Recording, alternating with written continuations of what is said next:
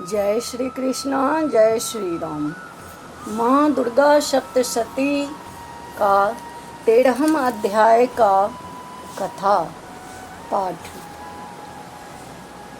इस अध्याय में सुरथ और वैश्य को देवी का वरदान मिला,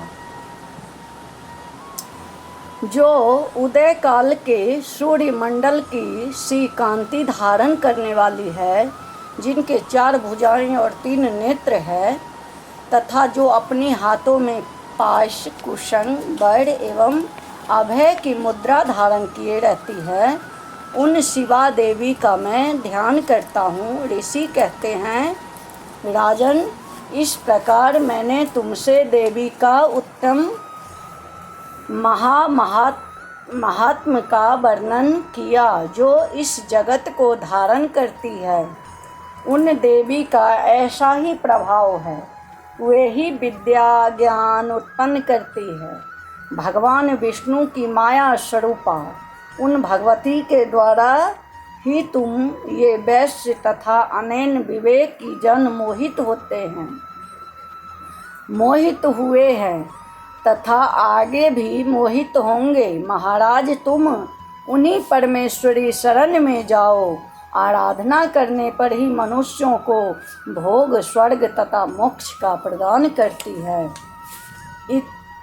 मार्कंडेय ऋषि जी कहते हैं कि कौष्टुकी जी मेधा मुनि के ये वचन सुनकर राजा सुरथ ने उत्तम व्रत का पालन करने वाले उन महाभाग महर्षि को प्रणाम किया। वे अत्यंत ममता और राज्य पहरण के बहुत खिन्न हो चुके थे। वे महामुने इसीलिए विरक्त होकर वे राजा तथा वैश्य को तत्काल तपस्या को चले गए और वे जगदम्बा की दर्शन के लिए नज़दीक के तट पर रहकर तपस्या करने लगे। वे वैश्य उत्तम देवी सूक्त का जप करते हुए तपस्या में प्रवृत्त हुए। वे दोनों नदी के तट पर देवी की मिट्टी की मूर्ति बनाकर पुष्प, धूप और हवन आदि के द्वारा उनकी आराधना करने लगे। उन्होंने पहले तो आहार को धीरे धीरे कम किया, फिर बिल्कुल निराहार रहकर देवी ही मन लगाए एकाग्रचित पूर्वक उनका चिंतन आरंभ किया। वे दोनों अपने शरीर को के रक्त से प्रोक्षित बलि देते हुए लगातार 3 वर्ष तक संयम पूर्वक आराधना करते रहे। इस पर प्रसन्न होकर जगत को धारण करने वाली चंडिका देवी अपने दर्शन देकर कहा, देवी बोली, राजन तथा अपने कुलों को आनंदित करने वाले वैश्य, तुम किस वस्तु की अभिलाषा रखते हो, वह मुझसे मांगो, मैं संतुष्ट हूँ, अतः तुम्हें वह सब कुछ दूंगी।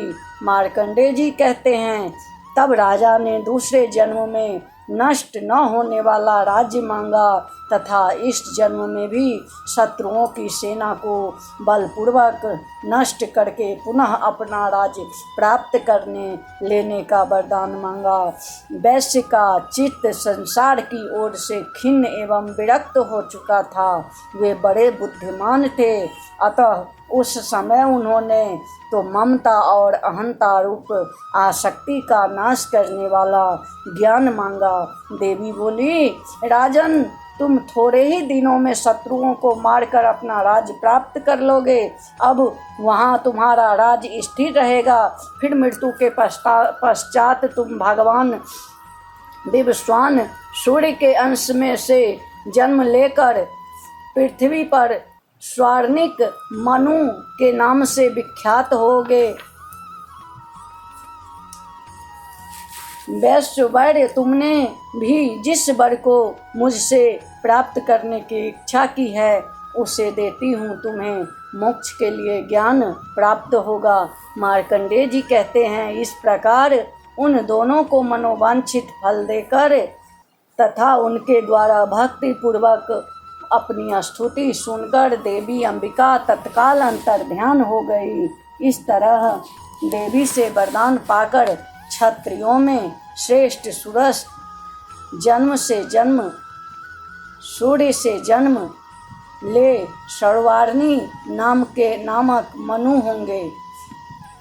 इस प्रकार श्री मार्कंडेय पुराण में से श्रवाणिक मंत्र की कथा अंतर्गत देवी महात्मा सुरथ और वैश्य को वरदान देकर 13वां अध्याय पूरा हुआ। बोलिए जय श्री कृष्णा, जय श्री राम।